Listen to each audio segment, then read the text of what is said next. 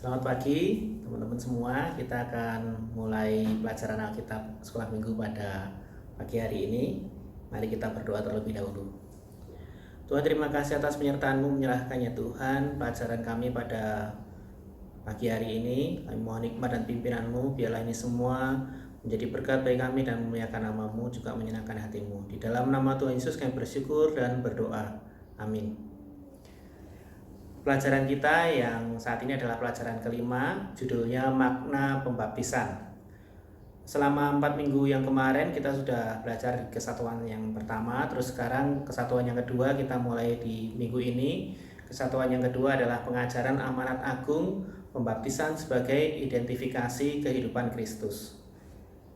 Dengan pelajaran hari ini judulnya makna pembaptisan.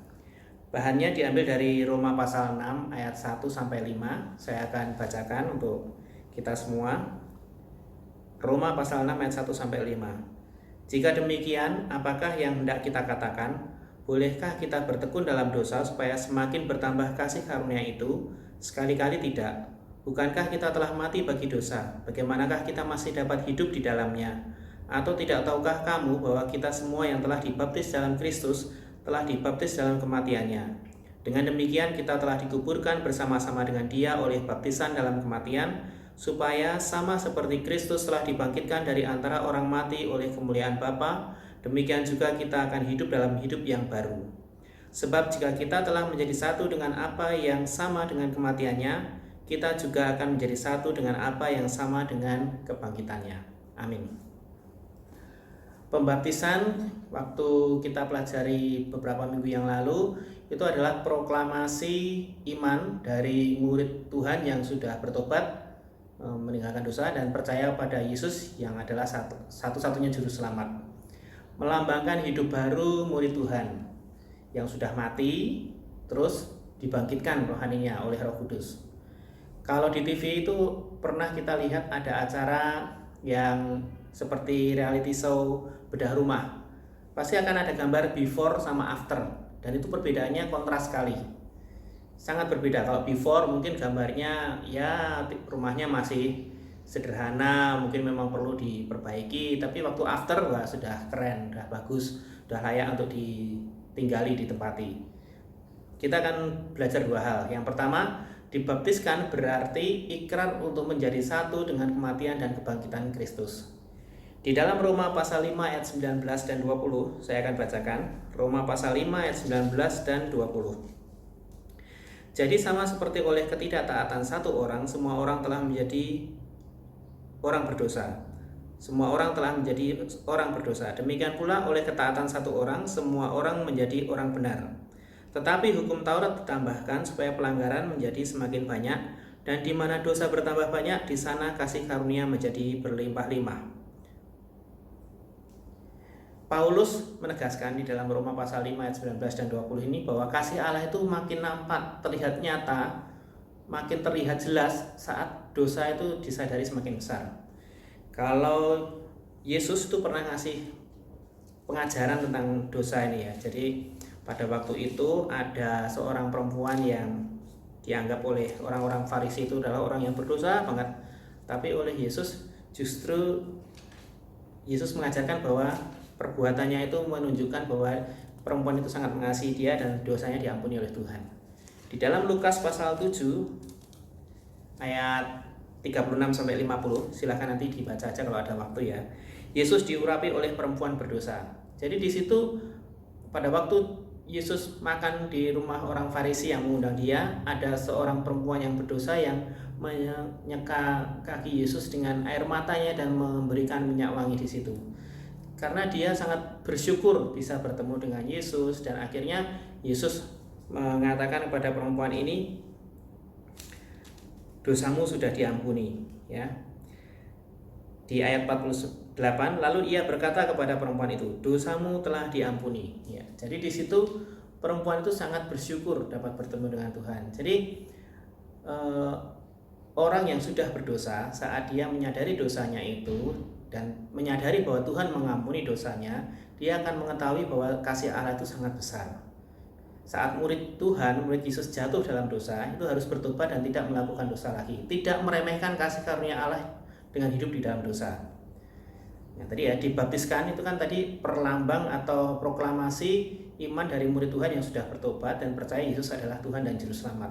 Melambangkan hidup baru yang sudah mati, hidup baru dengan Roh Kudus di dalamnya. Jadi praktek hidup orang yang beriman kepada Yesus seharusnya mencerminkan kehidupan Kristus dan memuliakan Yesus. Kalau sudah mengaku murid Yesus tapi hidupnya tidak sesuai dengan perintah Yesus atau tidak melakukan apa yang Tuhan Yesus lakukan, ya orang nggak akan percaya walaupun mungkin sudah dibaptis bolak-balik sampai 10 kali, 20 kali. Tapi kalau hidupnya tidak benar, ya mungkin orang tidak akan percaya. Kembali ya, keselamatan hanya ada di dalam Tuhan, dan saat orang percaya kepada Yesus, saat itulah dia diselamatkan, bukan pembaptisannya. Pembaptisannya itu adalah hanya lambang, menunjukkan proklamasi bahwa dia sudah bertobat dari dosa, percaya Yesus adalah Tuhan dan Juru Selamat, melambangkan hidupnya yang sudah lama yang mati, dikuburkan, dan bangkit bersama dengan Yesus di dalam kehidupan bersama dengan Roh Kudus. Itu yang pertama. Dibaptiskan berarti ikrar atau janji untuk menjadi satu dengan kematian dan kebangkitan Kristus. Kalau sudah dibaptis, ya harusnya hidupnya sesuai dong dengan perintah Tuhan, jangan sebaliknya. Yang kedua, hendaklah hidup kita berpadanan dengan makna baptisan. Di dalam Efesus pasal 4 ayat 17 sampai 32 tentang manusia baru, ya, di dalam Efesus pasal 4 ayat 17 sampai 32, nanti bisa dibaca sendiri di tempat masing-masing. Jadi di situ ada hal yang kontras, manusia lama, manusia baru. Bagaimana sifat-sifatnya.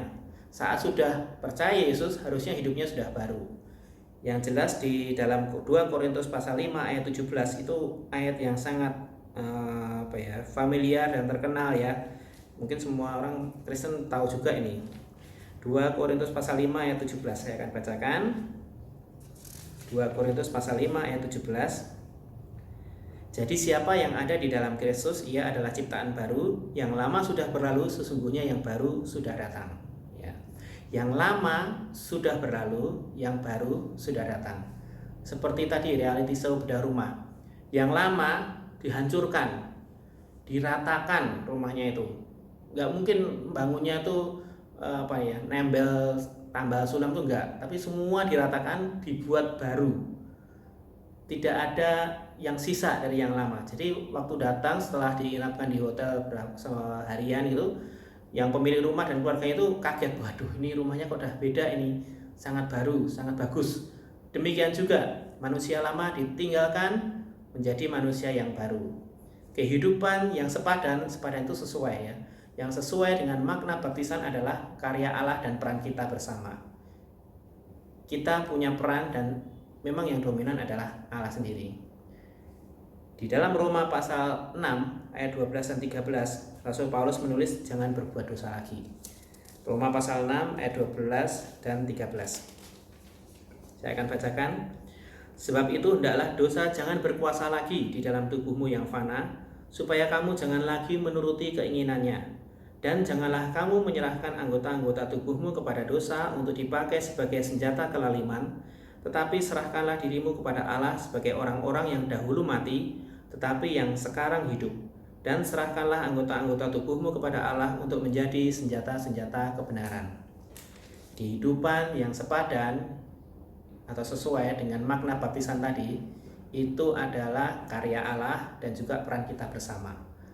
Jangan berbuat dosa lagi. Jadi itulah ya makna pembaptisan. Pembaptisan tadi adalah proklamasi dari tiap murid Tuhan, proklamasi iman dari tiap murid Tuhan yang sudah bertobat dari dosa, percaya Yesus sebagai Tuhan dan Juru Selamat, melambangkan hidup baru murid Tuhan yang sudah mati dalam dosa tadi, dibangkitkan rohaninya oleh Roh Kudus, menjalani hidup bersama dengan Yesus dalam Roh Kudus. Dan yang pertama, dibaptiskan berarti ikrar atau janji untuk menjadi satu dengan kematian dan kebangkitan Kristus. Harus sesuai.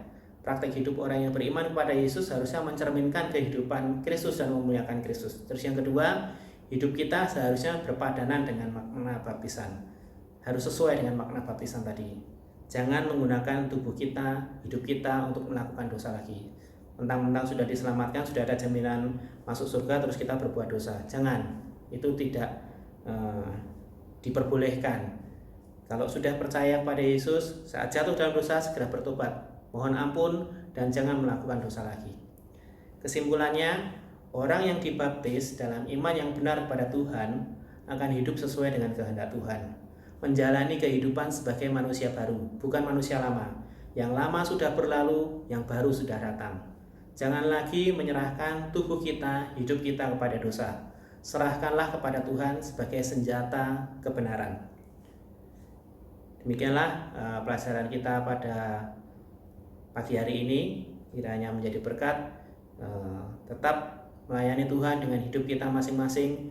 Gunakan hidup kita untuk melayani Tuhan. Jangan menyerah, jangan patah semangat saat kita jatuh dalam dosa. Segera bangkit, mohon ampun kepada Tuhan, mohon pertolongan Tuhan supaya kita dapat hidup sesuai dengan kehendak dan rencananya dalam kehidupan kita.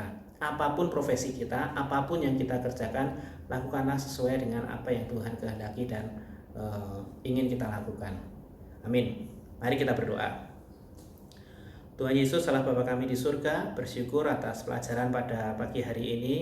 Kami mensyukuri akan lambang pembaptisan yang telah Engkau ajarkan, dan tolong kami ya Tuhan untuk dapat memaknainya dengan benar sesuai dengan kehendak-Mu. Bersyukur atas keselamatan hidup kekal yang telah Engkau berikan bagi tiap orang yang percaya kepada-Mu sebagai Tuhan dan Juru Selamat. Tolong kami saat menjalani kehidupan kami untuk dapat bersama dengan Engkau. Mohon ampun apabila sering kami jatuh dalam dosa. Tolong kami ya Tuhan untuk dapat hidup benar di hadapan-Mu dan tidak melakukan dosa-dosa lagi, dan kami dapat menjadi berkat, menjadi saksi-Mu bagi semua orang yang ada di sekitar kami. Menyerahkan seluruh kelas pemuda Gereja Baptis Karunia Tuhan dalam setiap pergumulan mereka masing-masing. Mohon Kau berkati, memberikan jalan keluar yang terbaik, menolong anak-anak-Mu ini dalam menjalani kehidupan bersama dengan Engkau dalam setiap aktivitasnya, yang bekerja, yang belajar, yang berusaha, dalam kegiatan sehari-hari. Mohon Kau memberkati kerinduan mereka untuk pasangan hidup, kerinduannya untuk hal-hal yang mereka serahkan kepadamu. Biarlah Engkau sendiri yang menjawab dengan cara-Mu yang terbaik. Terima kasih Yesus, menyerahkan hidup kami dalam tangan kuasa-Mu. Hanya di dalam nama Tuhan Yesus kami bersyukur dan berdoa. Amin. Selamat hari Minggu, Tuhan Yesus berkati.